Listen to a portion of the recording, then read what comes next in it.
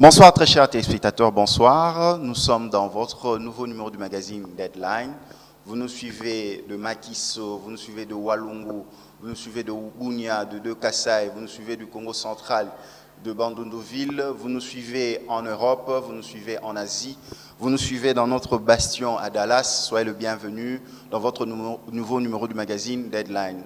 Ce soir, nous allons analyser, parler de la situation socio-économique et politique de notre pays, la RDC. Vous le savez, il y a un président provisoire, Félix Tshisekedi, qui sera le 5e président de notre pays. Le 22, s'il est confirmé, il va prêter serment. Et là, pour en parler de l'actualité, nous recevons l'un de ses proches collaborateurs que je vais aller saluer. Bonsoir, Abraham Lwakabwanga. Bonsoir, Symphorien. Abraham Lwakabwanga, vous êtes communicateur du Cash ainsi que proche collaborateur de Félix Tshisekedi. Comment allez-vous? Je vais très bien. Quel est le moral UDPS, Cash, UNC et ainsi de suite? Le moral est au beau fixe et surtout la pensée au travail. Nous nous rendons compte du poids de cette réussite que nous espérons être confirmée dans quelques heures, si pas quelques jours, de manière à ce que nous puissions entamer par après, j'espère on en parlera au cours de cette émission, les négociations nécessaires qui nous permettraient d'avoir cette majorité qui nous donnerait les rênes de pouvoir diriger correctement la RDC. Lwakabwanga, Abraham, la RDC a plusieurs défis. 5 ans n'est pas suffisant pour tout faire, mais vous devrez avoir un début. Vous avez un projet. Mais pour commencer, les téléspectateurs qui nous suivent voudraient savoir qui est Félix Tshisekedi. Il est qui? C'est, sans flatterie, un homme extraordinaire. Parce que c'est d'abord une personne humble. Vous savez, les origines de Tshisekedi l'amènent vers le Kasaï, où, pour lequel je peux dire, les Congolais, depuis quelques décennies, ont mis un qualificatif en disant le Kassaïen est vantard, c'est quelqu'un qui est orgueilleux. Mais Félix Tshisekedi est l'anathème, c'est quelqu'un de très humble, très ouvert, quelqu'un qui écoute et de surcroît, quelqu'un d'honnête. Cette honnêteté, par exemple, n'a peut-être pas été comprise par certains qui ont appelé cela, et ça je regrette d'avoir l'avoir lu dans quelques magazines internationaux, parlant de naïveté. Non, c'est quelqu'un qui, lorsqu'il aime, il s'ouvre, et jusqu'à ce qu'il parfois qu'il en paye le prix à cause de cette honnêteté ou de cet amour qu'il aurait accordé à une personne. Ici, nous parlons bien en termes de relations interhumaines. Donc, ce que j'apprécie beaucoup en lui, c'est quelqu'un qui est disponible. Il vous reçoit même à des heures où il ne devrait pas le faire, mais simplement par souci d'entendre ce que vous avez à lui dire et par souci de satisfaire également votre besoin. Donc, je dirais que c'est quelqu'un de très ouvert, quelqu'un d'humble et qui est déterminé à pouvoir réussir. Voilà en quelques mots ce que je peux dire de Félix Tshisekedi. Il est l'un des membres de la diaspora. Vous pouvez confirmer cela? Oui.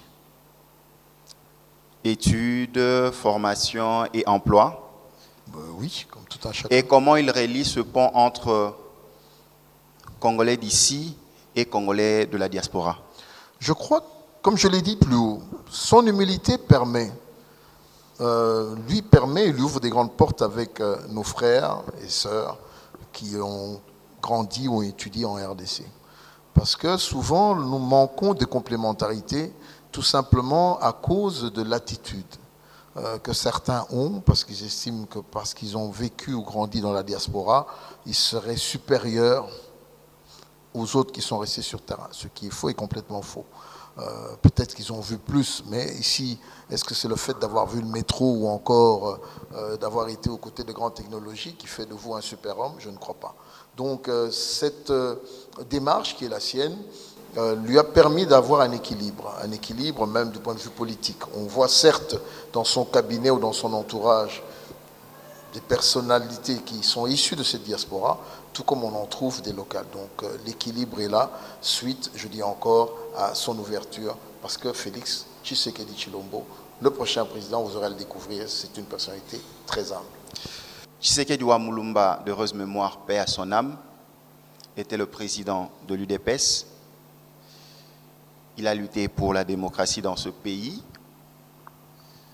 Il n'a pas pu être président. Aujourd'hui, son fils, Félix, par la grâce de Dieu ou la providence, l'est. Qu'est-ce qu'on ressent lorsqu'on est Félix Tshisekedi d'hériter, permettez-moi la tautologie, de l'héritage de Étienne Tshisekedi Wamulumba? Beaucoup de responsabilités, premièrement. Et je crois qu'il a dit à plus d'une reprise, nous sommes ici pour continuer ce travail. Ce travail, cette œuvre que les pères fondateurs, dont Étienne Tshisekedi et d'autres également, qui étaient à ses côtés, avaient mis en exergue, qui est celui de ramener l'état de droit en RDC. Je crois que la responsabilité est à ce niveau-là. Et le président Félix Tshisekedi le comprend très bien. Ceci l'emmène vers une seconde démarche. Pour réussir cela, il faudrait un entourage adéquat. Il faudrait des personnes loyales, des personnes qui sont intègres, des personnes qui recherchent à ce que cet objectif-là soit atteint. Et en toute confiance, je crois que l'équipe qu'il aura à mettre sur pied pourra répondre à ses désirata pour que cet objectif soit atteint. De trois, je le dis, ça c'est des fois en aparté, il a quand même eu ici à avoir certaines leçons politiques particulières avec notre défunt président qui lui donne une aptitude de pouvoir, en politique comme on dit, politique, gouverner c'est prévoir, ce qui lui a permis des fois de prendre des positions qui peut-être incomprises au début mais qui ont porté leurs fruits. Par exemple, allons aux élections avec ou sans la machine à voter. Lorsqu'il est venu avec ce concept, c'est son idée et qu'il a dû nous l'expliquer. Peut-être au début, nous n'avions pas compris, mais aujourd'hui, je crois que toute la RDC et même à l'international, on comprend que c'était une excellente idée qui a permis que nous puissions trouver la solution actuelle. Donc, il est conscient de cet héritage politique et dès qu'il aura eu à former la grande équipe qui sera à ses côtés, du point de vue de son cabinet, mais également qu'il pourra trouver les partenaires politiques venus d'autres horizons pour la formation de ce gouvernement, les choses iront mieux pour que cet objectif qui s'est fixé, ce n'est pas un petit, qui est celui de chasser la pauvreté, ne soit pas un discours simplement propagandiste, mais quelque chose de vécu pour les Congolais dans les 5 ans à venir. Voilà, Abraham Lwakabanga, nous arrivons maintenant à l'actualité, ces défis qui attendent le 5e président de la RDC, toutefois s'il est confirmé. Parlons des collaborateurs. Pour réussir une politique, pour réussir une stratégie, il faut s'entourer d'hommes et de femmes. Selon vous, quel est le profil des hommes et des femmes qui doivent accompagner Félix Tshisekedi dans sa quête qui est de redresser le Congo? Excellente question, mais là j'aimerais que les téléspectateurs comprennent que c'est moi, Abraham Lwakabanga, qui répond. Tout à fait. Étant moi-même manager, je crois que la première démarche, c'est par rapport aux fonctions, avoir un job profile qui correspond. Venant d'un pays anglo-saxon, c'est comme ça que les choses se font. Quel est le passé de la personne? Quelle est son expérience? A-t-il compris le message comme tel? Quel est son apport? Je crois que lorsqu'on choisit un collaborateur, c'est parce qu'il y a un besoin et que ce dernier doit répondre à ce besoin. Donc ce collaborateur devrait être quelqu'un qui est un technicien formé, quelqu'un qui a également une expérience. Au-delà de ses premières qualités citées, quelqu'un qui soit également loyal et battant, parce qu'il n'y a rien ici qui est facile. Nous sommes, je crois, assez outillés et surtout conscients du défi. Rien ne sera facile. Dans un environnement où l'extérieur voudra nous imposer une certaine ligne à suivre, mais également les tensions internes qui peuvent se venir peuvent rendre la tâche difficile. Mais je crois que ces collaborateurs devraient être également des personnes qui soient incorruptibles face aux offres qui viendront, tant en interne qu'en externe.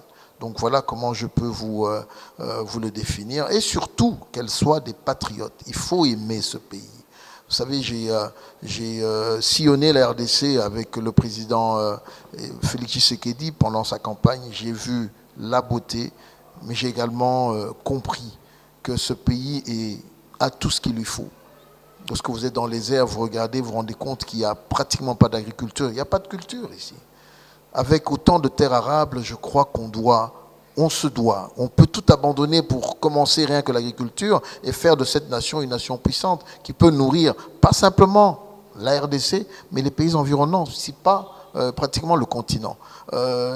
Nous sommes, vous regardez tout ce qu'il y a comme eau, il y a de l'eau partout, ce pays est irrigué. Je crois fermement que ces hommes qui vont venir accompagner cette vision du président devront être armés et à se dire nous devons laisser une empreinte, pas pour nous-mêmes, mais pour que l'avenir puisse se dire voilà, les grandes mesures ont été prises, les grandes réformes ont été prises et nous avons ramené un sérieux parce que, comme le disait notre patriarche, le problème du Congo, c'est le Congolais. Lorsque vous l'avez remodelé, que celui-ci n'est plus quelqu'un qui est porté vers la corruption, qui est porté vers tous ces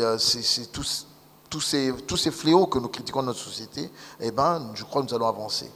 Plus loin, il faudra une mixture entre la sagesse, un certain dynamisme, il faudra une jeunesse, mais également une certaine ancienneté pour qu'au travers de cet équilibre et une parité également plus ou moins équilibrée pour que ce travail soit fait. Donc voilà ce que je peux dire en bref. Abraham, alors ceux qui pensent que, parce qu'ils étaient dans la lutte pendant 37 ans, qui devraient être récompensés à ce titre-là, qu'est-ce que vous pouvez en dire? Par exemple, nous étions dans la lutte, c'est normal, par exemple, que je sois dans le gouvernement. Bon, pas nécessairement dans le gouvernement. Est-ce que pour servir la nation, il faut être au gouvernement? Je ne crois pas. Ici, je ne voudrais pas revenir vers d'autres personnalités qui ont brandi cela. Je crois que pour aider la RDC, aider le programme du président Félix Tshisekedi, il faut rentrer dans sa vision et ne pas poser problème. C'est vrai, il y a une rémunération qui pourrait être pensée et réfléchie pour tous ceux-là qui ont fait ce combat, mais je ne crois pas que le seul endroit soit le gouvernement. Il y a moyen d'aider ce pays sous d'autres formes, à d'autres fonctions, et je crois que nous allons trouver le juste milieu. On ne pourra pas satisfaire tout le monde, parce qu'il n'y a pas que nous. Il y a également ce grand parti UNC qui est venu avec nous dans ce combat qui nous a aidé à remporter la victoire, et tous les alliés. Et pourquoi pas, comme l'a dit le président Félix, il n'est pas simplement le président du cash, ni encore moins de l'UDPS, mais de tous les Congolais. Donc, aux uns et aux autres de comprendre que nous devrons brasser large, nous devons aller au-delà de notre ligne politique pour appeler toutes les personnes compétentes qui devraient nous aider à atteindre l'objectif. Appeler toutes les personnes compétentes. Dans plusieurs orientations de management, le problème posé, ce n'est pas un problème de ressources, plutôt un problème d'hommes. Et pour capitaliser les chances de réussite dans la programmation de Félix Tshisekedi avec ses partenaires, l'UNC avec Vital Kamerhe avait un projet pour la RDC, l'UDFPS en avait, et nous prenons aussi, par exemple, les 5 chantiers, il y avait aussi des points positifs. Est-ce que vous ne pouvez pas combiner tout cela? C'est une question qui est posée à Abraham Lwakabwanga. Est-ce qu'on ne peut pas aussi prendre ce qui a marché ou bien des expériences qui ont peut-être réussi pour aussi le capitaliser dans cette moule, afin d'atteindre l'objectif qui est de réussir les mandats de 5 ans du président Félix? Effectivement, j'aimerais déjà dire ici que nous avons en commun, il y a déjà une mise en commun du programme entre l'UNC et l'UDPS qui part sur 21 points que nous pourrons mettre à votre disposition, car de mémoire, je ne pourrais les citer, sinon je risque d'en oublier certains. Et plus loin, lorsque je vous ai dit en début d'émission que nous devons reach out, comme on dit en anglais, parce que votre émission a un deadline, un nom anglais. Nous devons passer de l'autre côté, tendre la main vers ces compétences aussi qui existent de l'autre côté pour que nous puissions ensemble mettre sur pied ce programme final, étant donné que nous n'avons pas la majorité au sein du Parlement. Mais plus loin, comment mesurer les 5 chantiers? Ce n'est que quand nous aurons cette effectivité du pouvoir et que nous allons pouvoir faire un état des lieux. Est-ce qu'entre ceux qui avaient été mis sur papier, couchés sur papier, véhiculés au travers une grande propagande, cela a-t-il réussi? Si oui, comparons par rapport aux chiffres qui étaient donnés. Sinon, qu'est-ce qui peut être intégré? Mais je crois, in fine, qu'en RDC, il y a quand même des troncs communs. Qu'est-ce qui est le plus urgent? Parce que tout est urgent. Tout à fait. On commence par quoi? Je crois que cela va devoir déterminer notre action future. Ici, je dis encore, tout le monde sait qu'il n'y a pas de route. Tout le monde sait que l'accès aux soins de santé est difficile. Tout le monde sait que l'éducation bat de l'aile. Tout le monde sait que l'insécurité bat de l'aile. Donc je crois qu'il y a ici certaines choses qui devraient être faites, qui ne dépendent pas d'un programme spécifique. Elles sont prioritaires. Nous allons voir ce qui doit être fait en court terme, à court terme, à moyen terme et dans le long terme. Ce seront les réformes qui seront prises dont nous verrons les impacts immédiats et des impacts dans 5 ou dans 10 ans. Donc nous nous inscrivons dans cette perspective-là. Par ailleurs, ceci pourrait nous aider les spectateurs à comprendre, pourquoi lorsqu'il présente son projet politique, économique et social, le président Félix Tshisekedi s'est inscrit sur 10 ans. C'est croyant par la foi que les premières 5 années devraient lui donner la possibilité d'être élu. Mais ici, nous avons un deal politique avec l'UNC de 5 ans avec nous, 5 ans avec lui. Je crois que comme nous avons un tronc commun, un programme commun, et nous espérons être réélus dans 5 ans, suite au travail qui sera fait. Pour réussir, le Congo a besoin de toutes ses filles et ses fils dans la paix et l'unité. Quelle est l'approche, selon vous, pour réunir tous ces Congolais d'ici, ceux qui se sentent un peu écartés et d'ailleurs aussi comme la diaspora? Parce que Félix, qu'on se le dise, il est aussi membre de la diaspora. Vous savez, il est important de savoir, comme je l'ai dit au début, que nous puissions tous se retrouver d'abord sur un même terrain. C'est ce que nous disons. L'UDPS, c'est le peuple d'abord. Et l'invitation a été lancée à tous les Congolais, en interne tout comme à l'externe, de venir contribuer à ce que nous puissions dresser nos fronts qui ont été longtemps courbés, au travers des initiatives personnelles, des initiatives collectives ou encore au sein des institutions qui existent.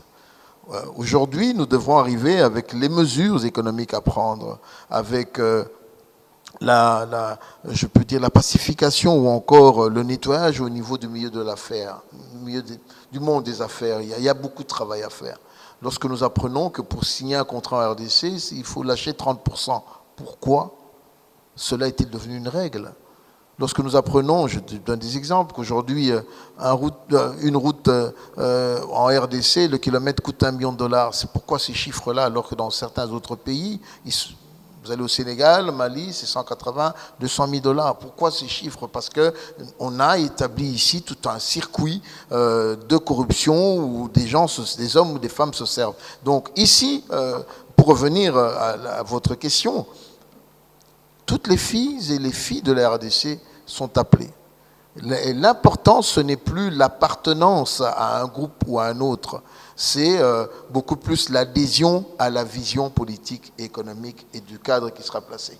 Toute personne qui s'inscrit dans cette logique-là est la bienvenue. Et comme je dis encore, ce n'est pas parce qu'il ne faudra pas être au gouvernement ou dans les institutions publiques pour faire avancer le pays, mais il faudra que demain, nous puissions, par les mesures qui seront prises, avoir une classe d'hommes d'affaires qui se lèvent, de petites, tout comme de grandes affaires. Je vous rappelle qu'en RDC, nous avons tout ce qu'il faut, tous les éléments de la table de Mendeleïev s'y retrouvent. Je crois qu'il y a à boire et à manger pour tout un chacun.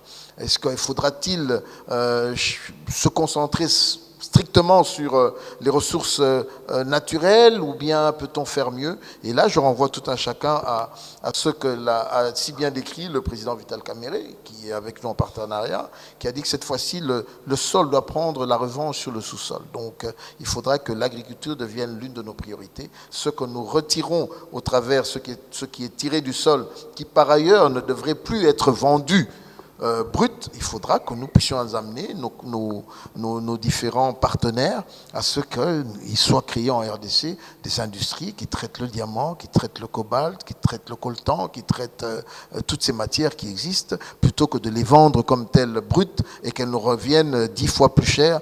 Quelque part, ce n'est pas normal. Il faudra que cela soit fait et ce sera fait avec ces hommes et ces femmes pour lesquels nous lançons un appel. Revenez, venez chez vous pour que vous puissiez nous apporter votre expertise, que vous puissiez nous apporter votre dynamisme et que nous puissions ensemble réussir notre pari.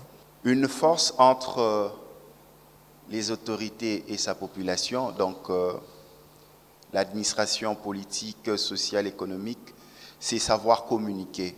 Quelle est la place de la communication? À chaque fois, rendre compte sur l'avancée. Comment ça se passe? Quelle est la place de ces stratégies auprès de Félix Tshisekedi? Elle est, je rappelle que lui-même est un marketeur. Donc, ayant à ses côtés une ancienne autorité de ce pays qui a été ministre de la Communication, et qui est un excellent communicateur aussi, M. Vital Kamerhe, nous comprenons tous l'importance de cette communication, de ces échanges qu'il faudrait avoir avec non simplement les Congolais, mais également avec l'extérieur, pour que nous puissions expliquer notre vision, que nous puissions évaluer, être à l'écoute de ce qui se dit et pouvoir l'améliorer. Donc, nous espérons demain également faciliter la tâche aux journalistes, parce qu'aujourd'hui, personnellement, je ne comprends pas que cette corporation en souffre. Partout ailleurs, on dit que la presse est le 4e pouvoir. Pourquoi en RDC, c'est le contraire? On a chosifié ces hommes et ces femmes qui pourtant on passe les mêmes années d'études que d'autres cursus, mais in fine, lorsque vous les rencontrez 5-10 ans après, ils sont les plus pauvres par rapport aux avocats, par rapport aux économistes. Donc quelque part, nous devons également penser, revaloriser la profession au travers des réformes bien définies. Et surtout, ne pas utiliser la télévision nationale pour encenser, déifier un homme. Nous allons devoir, ce qui n'est pas d'une bonne communication, nous allons devoir ici amener un changement. J'espère que les Congolais vont le sentir, parce que communiquer avec eux, c'est leur apporter des chiffres précis, parce que nous disons que pour nous, il nous faut un état de droit. L'état de droit passe par quoi? Par la vérité. Elle passe par de la justice et non de la démagogie. Donc attendez-vous à vivre cela sous les différents supports. Aujourd'hui, je suis quelque peu outré de constater qu'il y a la fibre optique en RDC depuis quelques années, mais cette fibre n'a jamais été posée pour qu'Internet puisse permettre aux Congolais d'échanger le plus rapidement. Donc tous ces paramètres-là, lorsqu'ils vont se mettre en place, je crois que celui qui est à Kasumbalesa aura la même information que celui qui est à Ango ou que celui qui est dans mon village de Ndemba. Tout simplement par le biais de l'utilisation de ces nouvelles technologies qui permettraient une meilleure communication. Donc il est important, quand bien même le Congo, on le dit, est un continent, mais ceux qui ont les mêmes superficies ailleurs ont su efficacement utiliser la technologie pour que la communication soit effective. Nous avons la politique extérieure, la communication avec l'extérieur. Est-ce que Félix saura juguler cette communication avec l'extérieur? Par exemple, vous avez certains grands pays qui veulent dicter la RDC par rapport à comment se tenir, quelle est sa vision. D'ailleurs, vous avez le cas par rapport aux élections. Ils ont voulu s'immiscer pour dire ce qui était correct ou pas correct. Comment Félix, selon lui, va gérer cela? Le président Félix et ses collaborateurs, je crois, tout simplement, le travail qui sera fait sur le terrain parlera de lui-même. Vous savez, il était regrettable, mais il faudrait peut-être revenir dessus. Pourquoi avons-nous obtenu les élections avec un retard de 2 ans? Parce qu'il a fallu combattre, il a fallu aller dans les rues, marcher. On a perdu des combattants, des milliers, des centaines qu'on ne trouve pas. Tout simplement parce qu'il y a eu une volonté à un certain moment de bloquer un processus. Et ce qui ouvre la porte à un parrainage ou encore à ce que nos partenaires extérieurs viennent voir ce que vous faites chez vous. Mais il y a des points positifs. Je suis très heureux aujourd'hui en tant que Congolais de me dire qu'1,3 milliard, 1,4 milliard a été financé par nous-mêmes. Je vous dirais, avec les richesses de la RDC, ce n'est pas une prouesse, c'est quelque chose de normal. Je crois que ça a commencé là. J'espère que dans 5 ans à venir, lorsque nous allons organiser les prochaines élections, nous n'irons pas quémander un seul dollar à un pays voisin ou encore à l'international parce que nos prédécesseurs y sont arrivés. De deux, c'est la manière dont nous allons gérer le pays qui va faire que nous soyons respectés. Lorsque nous avons des frontières poreuses, nous ouvrons la porte à ceux qui sont nos frontaliers de pouvoir nous dire ce qu'ils peuvent dire alors qu'in fine, ils ne devraient pas. Imaginez un Congo qui, comme nous l'avons dit, dans 2-3 ans, arrive à son budget de 30-40 milliards de dollars l'an. Je crois que nous allons nous faire respecter parce qu'on aura une armée, une puissante armée, une économie puissante qui feront qu'au Congo, nous sommes pratiquement au centre, on aura construit ces routes qui permettraient le transport des hommes, pas simplement des hommes, mais également des marchandises du nord au sud, de l'est à l'ouest. Ceci nous permettra de nous faire respecter. Donc c'est le travail qui sera fourni, et les résultats de ce travail-là, s'il est très bien fait, qui permettra que l'extérieur nous considère comme étant partenaires. Réconcilier le Congolais avec soi-même, il y a de ce Congolais qui se sont sentis délaissés, à côté. Comment Félix fera pour aller consoler tous ses frères, ceux qui étaient par exemple dans les zones de guerre, ceux qui se sont sentis délaissés, les déplacés, parce que, qu'on le veuille ou pas, Félix doit se mettre à la place de celui qu'on appellera père de la nation. Je vous l'ai décrit en commençant en vous disant que c'est un homme généreux, de grand cœur et humble. Lorsque nous étions à l'est de la RDC, il dira ceci plus d'une fois, pas simplement à l'est, qu'il compterait, s'il était élu, maintenant il est, nous attendons la confirmation. Il a dit qu'il allait déplacer son état-major à l'est de la République pour que l'on pacifie l'est. Je crois que ceci est déjà une démarche qui serait consolante vis-à-vis de nos frères et sœurs qui ont payé le lourd tribut en vies humaines ou encore qui ont perdu leurs biens. De l'autre côté également, là c'est la prise en charge. Je ne crois pas qu'en RDC, nous manquons d'espace pour que ceux qui ont perdu le leur d'une manière momentanée, nous puissent le récupérer. La possibilité est là. Mais mettre sur pied ici une institution ou encore une cellule, comme l'on le vit aux États-Unis, qui, pour des scénarios catastrophes, est prête à apporter de l'assistance matérielle et financière aux déplacés, oui, ça va prendre du temps, mais c'est prévu dans le programme. Je crois que le sérieux de tous les intervenants, Félix Tshisekedi ne pourra pas être partout. Il déléguera, c'est sûr, des hommes et des femmes, et encore les responsables des entités administratives qui, sur leur terrain ou sur leur terre qu'ils gèrent, ont la possibilité d'apporter une assistance, il leur sera demandé de le faire et de bien le faire. Je ne crois pas qu'il soit nécessaire qu'un déplacé de Brazzaville qui a été chassé il y a quelques années, 3-4 ans, se retrouve toujours dans un terrain vague dans la ville de Kinshasa. Il y a un problème qui se pose. Cette responsabilité, nous allons, lorsque nous allons rentrer aux affaires, faire l'évaluation, connaître le nombre exact de ceux qui sont sur terrain, et bien utiliser les mécanismes pour que ceux-là puissent rentrer dans leurs droits, du moins ceux qui ont encore une maison physiquement palpable. Mais également ceux qui sont partis dans d'autres, qui ont fui la RDC pour des raisons de sécurité ou d'insécurité. Il faudra négocier avec les pays voisins pour leur offrir une habitation décente, d'abord un retour décent, une assistance décente, et pour pouvoir les remettre au travail. Je dis bien, tout ceci est possible. Mais je ne promets pas que la première année, nous allons trouver la solution à tout problème.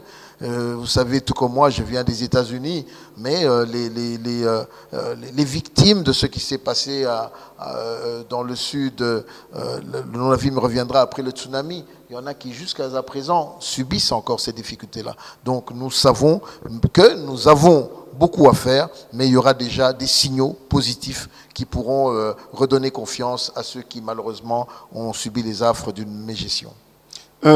Albert Lwakabwanga, la participation de la femme à la vie politique. La femme est une actrice non négligeable dans le développement du pays.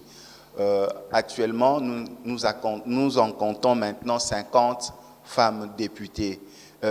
Quel sera l'accompagnement de Félix Tshisekedi pour donner plus d'expression, que la femme puisse s'exprimer et participer de la même manière que l'homme au développement de la RDC?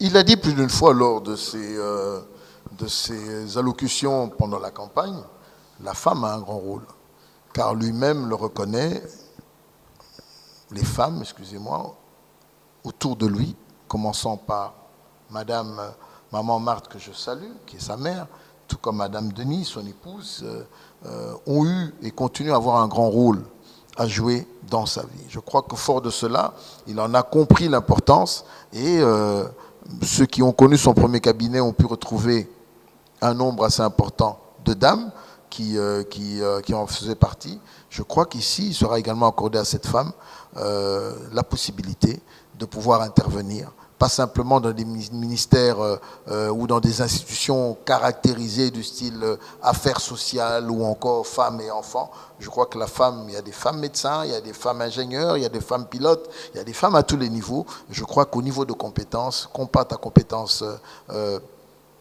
égales et que le méritant puisse avoir ce poste-là. Je peux vous le garantir, c'est l'un de ses soucis. La parité sera appliquée? On est obligé. Parce que la loi existe, il n'y a que l'application. Je rappelle encore qu'ici, nous sommes obligés. Nous le disons, la loi pour tous. Tous égaux devant cette loi, tous égaux pour travailler pour la République. Je crois que personne ne part favori. Peut-être une surprise dans le gouvernement à venir, si nous parvenons à voir tous les membres. Et les personnes vivant avec handicap, on aura aussi des ministres, personnes vivant avec handicap? L'UDPS, parti d'où provient Félix Tshisekedi, a quelques députés qui ont cette difficulté-là. Mais ceci n'empêche que déjà au sein du parti, ils les avaient nommés comme responsables, pas à cause de leur handicap, mais à des fonctions qui n'avaient rien à voir, les considérant 100% comme étant viables et valables pour devoir travailler. Si cela a été fait au niveau du parti, tout le monde peut aller le vérifier, c'est qu'aujourd'hui, au niveau de la nation, cela est possible. Et cette représentation ou représentativité de nos frères et sœurs qui ont malheureusement un handicap le sera.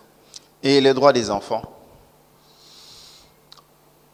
Nous avons été choqués à l'Est de la République de voir le nombre d'enfants qui sont aujourd'hui chosifiés ou qui sont dans les mines. Parce qu'ils montaient vers nous pour pouvoir des fois témoigner. Lorsque vous voyez un jeune homme qui devrait être, ou un enfant, disons c'est le terme, qui devrait être en classe en train de vendre des cacahuètes ou encore de la banane ou du manioc, c'est pour cela que nous parlons de la gratuité de l'école. Il a dit de la première année primaire jusqu'à la 6e secondaire, cela doit être gratuit. Ce n'est pas une phrase de campagne, mais c'est un travail qui doit être fait. Je crois que ceux qui nous ont précédés avaient la même idée, mais malheureusement, ils ne l'ont pas mise en pratique. Nous allons, dès que nous rentrons, nous avons les rênes du pays pour pouvoir faire l'estimation et nous rendre compte de cette réalité. Mais je dis encore que l'accès à l'éducation devrait être gratuit pour que personne ne soit laissé left behind, comme on dit en anglais, que personne ne soit laissé parce que les parents ne peuvent pas subvenir à ses besoins. Plus loin, je rappelle toujours pour cette jeunesse, le président Félix Tshisekedi l'a dit, tout élève qui termine ses humanités et qui, avant d'aller à l'université, devra passer un temps, selon son choix, dans les services de l'État. Donc ici, nous allons ramener également le service militaire parce que nous croyons que ceci va discipliner une certaine génération qui pourra à ce moment-là faire des bons choix et être plus patriote. Alors, imaginez des brigades de reconstruction, des brigades de construction des routes, ou encore, in fine, l'armée, pour ne pas la citer, ou encore des brigades de salubrité qui seront gérées pendant une année ou dans lesquelles participerait notre jeunesse. Donc il est important ici que nous prenions les choses correctement et qu'il y ait un équilibre. Nous y avons pensé. Nous espérons que ceux qui vont être avec nous en partenariat pour l'exécutif du pays vont devoir également nous apporter leur pierre afin que nous puissions consolider ce programme et qu'il soit effectif pour, encore une fois, l'épanouissement de notre jeunesse. Abraham Lwakabanga, vous avez parlé de deux grands points, qui est l'amour de la patrie cet amour de la patrie qui nous provient premièrement dans la cellule de base qui est la famille. Exactement. Quelle sera votre relation avec les familles congolaises? Par où vous devez commencer pour rétablir cette fierté de la famille congolaise? Parce que quand vous parlez de service social, aller dans l'armée, ainsi de suite, tout ça pour renforcer. Ne pensez-vous pas que si la famille joue son rôle de cellule de base, une femme ou un homme peut acquérir les bases, même les valeurs qui font d'un bon citoyen? Pas nécessairement cela. Regardez des pays. Prenez par exemple Israël. Tout le monde en Israël, hommes, femmes et enfants, passe par une formation militaire pour pouvoir défendre sa nation. En dehors du fait que les familles existent, je crois qu'il nous faut un plus. Nous avons 9 pays voisins qui nous environnent. Nous avons tout ce que la terre a pu imaginer comme richesse chez nous. Et nous sommes l'objet de la convoitise, non pas seulement de nos voisins, mais également à l'international.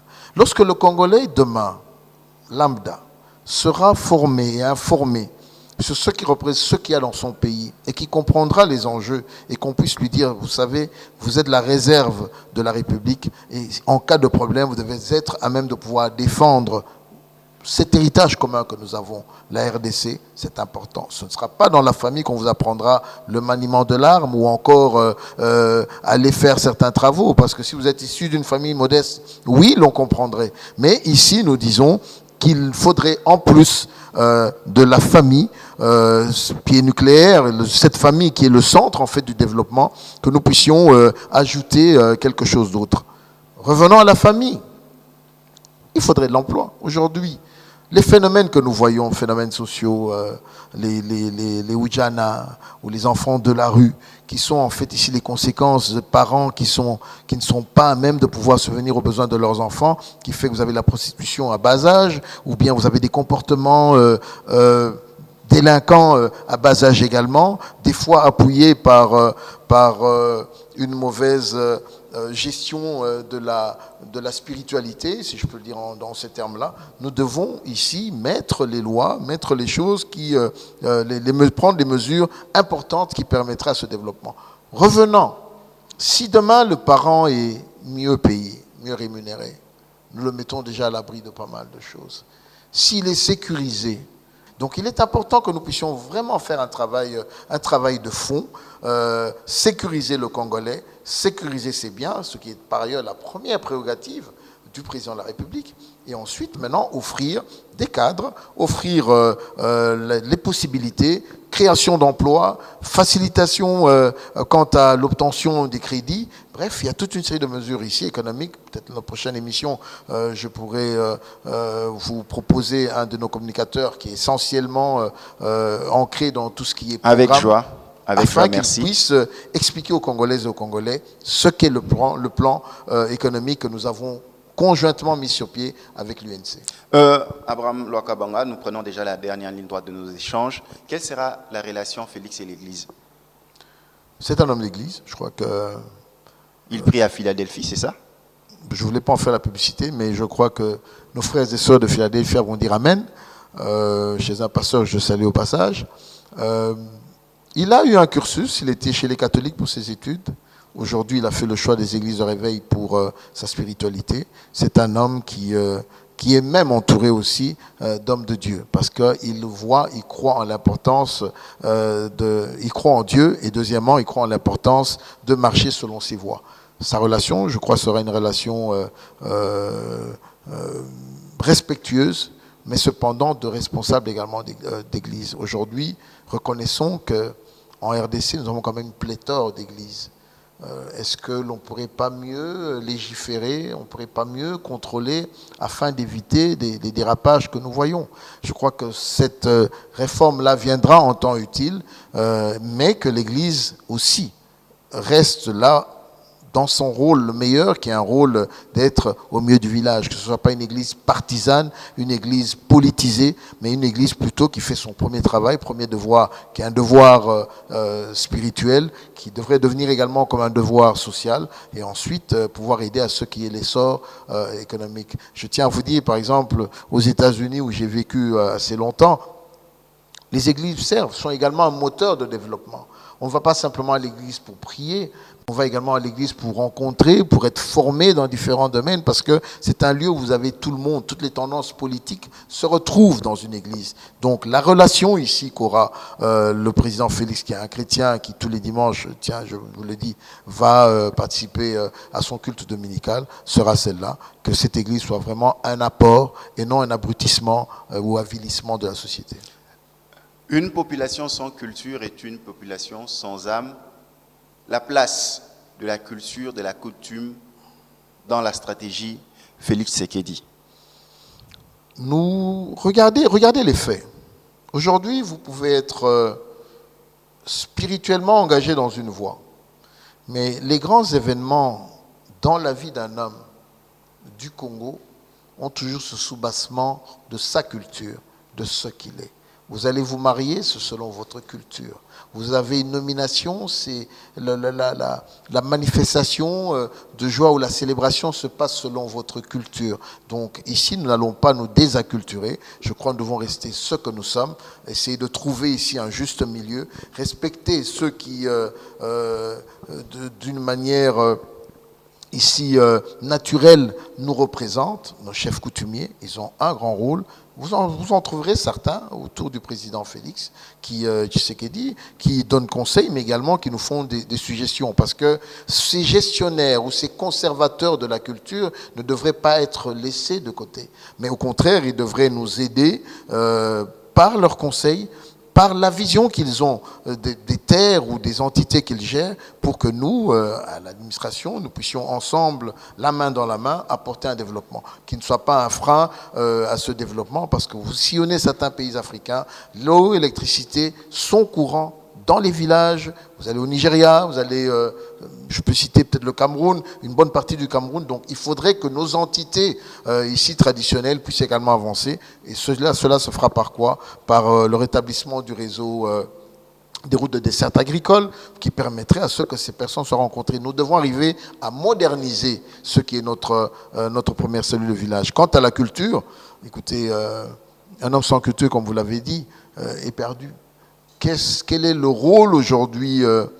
Avons-nous mesuré le rôle d'Internet dans la vie, dans notre culture aujourd'hui? Sommes-nous désacculturés ou bien avons-nous tendance aujourd'hui à nous généraliser, alors que l'essentiel, nous devons quand même le garder? Et où et comment le faire? Je crois que c'est au travers des programmes au point de vue de l'éducation que certains cours reviennent, pour que nous puissions reconnaître quel est l'homme, quel est le Muntu congolais, comment devrait-il réagir, quelle est son approche, quelle est la manière à lui de pouvoir communiquer avec un aîné, un inférieur et autres, selon notre culture. Je crois que c'est important. Il y a un vaste programme là-dessus par ailleurs. Comme je le dis, j'aurai l'occasion de vous donner ou de vous communiquer les hommes et les femmes qui sont dans ces programmes, qui ont commencé à travailler. J'aimerais vous dire, ça fait des années qu'on travaille sur un programme dont nous n'arrivons pas sans savoir ce qu'il y a lieu de faire. Mais ce qu'il y a lieu de faire ne sera fait, excusez-moi la tautologie, que si et seulement si nous en faisons un bilan. On doit arriver à connaître qu'est-ce qu'il y a aujourd'hui, qu'est-ce qu'il y a d'existentiel, dans quelle mesure avancer par rapport à notre projet. Donc nous attendons rapidement que la Cour constitutionnelle nous donne le satisfecit. Abraham Lakwabanga, lorsque la CENI a promulgué les résultats, des premières paroles de Félix Tshisekedi, nous avons senti qu'il était ému envers Joseph Kabila. Qu'est-ce que vous pouvez nous en dire? Il n'y a pas que lui. Vous savez, tout Congolais, même nos voisins, nos amis étrangers se posent la question de savoir qu'est-ce qui s'est passé en RDC.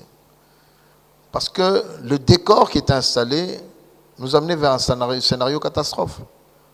On l'imaginait tous dans la conscience collective que le président sortant, Joseph Kabila, au travers de l'institution CENI, allait imposer son candidat, son dauphin.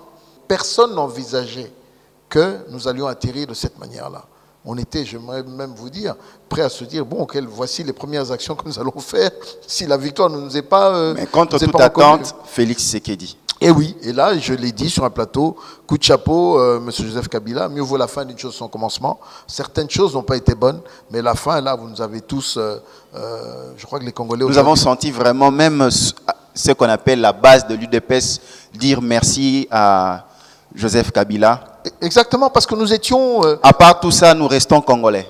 Nous restons Congolais, vous savez, c'est la première fois, regardez, dans combien de pays africains? D'abord, ce que nous allons vivre cette fois-ci, c'est la première fois que cela va se passer. Qu'il y ait un transfert de pouvoir de manière civilisée, dans la paix.